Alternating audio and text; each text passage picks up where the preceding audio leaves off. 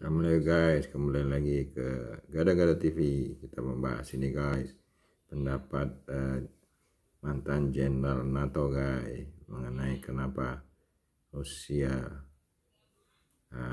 diperlambat kemajuannya di Ukraina, kemudian kemungkinan perang dunia ketiga guys. Ini interviewnya dari DWTV guys. Inilah Jenderal Wesley Clark. When you look at the refugees fleeing Ukraine, when you look at these long lines arriving in Germany, in Poland, does that bring back memories from those times? Yes, it does.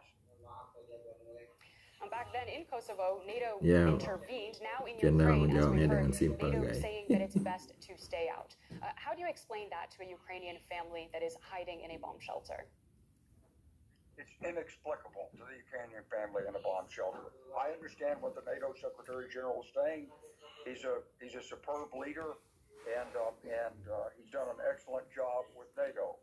But the truth Dia is that sedih NATO has to melihat come to terms, and the United States has kenyataan to di come to terms with the lapangan guys, implications banyak yang kena of bom dan what sembunyi this di bawah aggression means by Russia directed against Ukraine. bunkers guys. Any negotiations will be determined by the outcome on the ground. The outcome on the ground is determined by the resistance of the Ukrainians. The Russians have proven themselves a relatively inept force. And I would remind all of our European listeners that escalation by Mr. Putin is not solely under the control of NATO. No matter what NATO does or doesn't do, Mr. Putin may decide to escalate. So it's imperative that we sustain the Ukrainian forces in the fight. The Russian forces are defeatable on the battlefield, and even if they aren't, as Secretary Blinken has said, Russia can face a strategic defeat over the midterm from this. And what does that actually look like in practical terms, sustaining Ukrainian forces? Intinya guys, Jenderal berkata yang mesti membantu tentara Ukraina supaya memperlambat Rusia, dan kalau di lapangan diperlambat, negosiasi akan lebih ada hasil guys. Who think they know everything about air power say you can't do it legally. It could have been done before Russia attacked, but at that point the nations of the world were not ready to believe that Russia Yang membahas mengenai pesawat Polandia yang akan diberi ke Amerika dan Ukraina, tapi karena Poland sudah anggota NATO tidak bisa guys, akan menyebabkan perang dunia perang lebih besar, kemungkinan perang dunia ketiga. So nations should think about this. If their nation is under assault, they want international support. It's their nation. So I give a lot of credence and a lot of credit to President Zelensky. He's proved to be a very courageous leader, and I think the nations of the West juga have to find ways to mendukung support dan Ukraine. masih acung menyepol ke presiden Ukraina. I'm not going to get into the dispute about whether US Dia aircraft tidak mengomentari kemungkinan Poland memberi sebagai anggota NATO memberi pesawat guys, dengan akan bahaya. What I will say is that the future of the West is determined in large part by what happens in this conflict in Ukraine. It is in the interest of every country in the West to support Ukraine on the ground. How we're doing that, that's up to the leadership. And there's no point in Jadi untuk masa depan negara Barat dan juga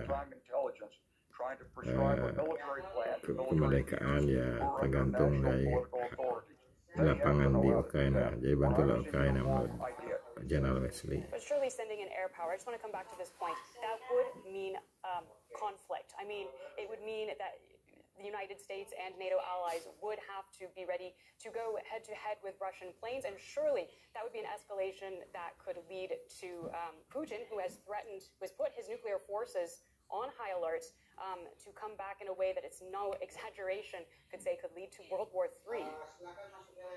Well, let me ask you this question.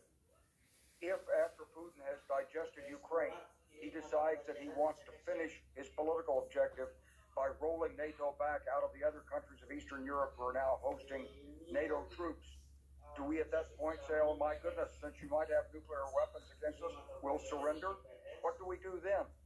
How likely do you think that would be, that you would invade public numbers. NATO allied countries. You and our national leaders have to realize this. Putin's objectives are not limited to Ukraine. This is about rolling back the westernization, the rule of law, the international order in Europe and the rest of the world. This is simply the first battle.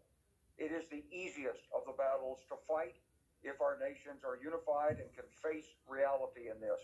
If we fall back and are intimidated by Mr. Putin's threat of nuclear weapons, if there's nothing we can do to help Ukraine, then we'll be dealing with the next crisis on NATO's territory itself.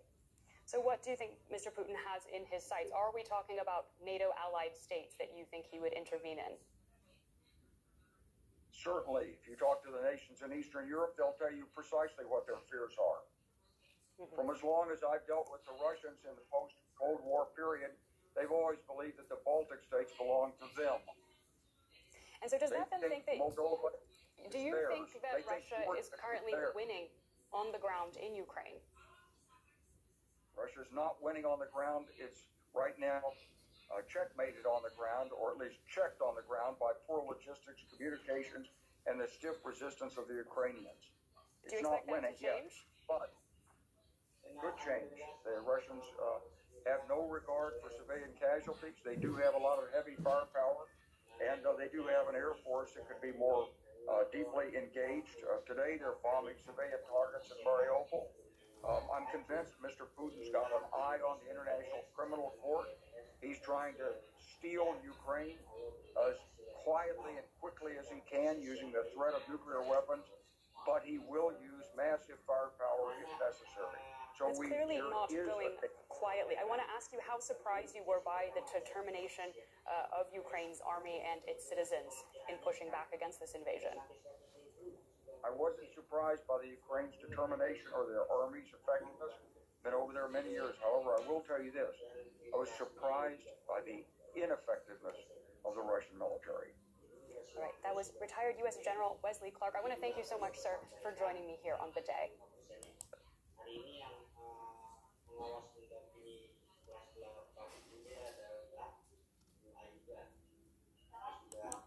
Jadi guys, intinya dari percakapan tadi